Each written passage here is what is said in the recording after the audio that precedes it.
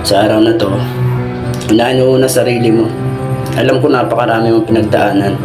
Pagaling ka muna, pahinga ka muna, palakas ka muna, tapos bawi ka na lang kapag ready ka na.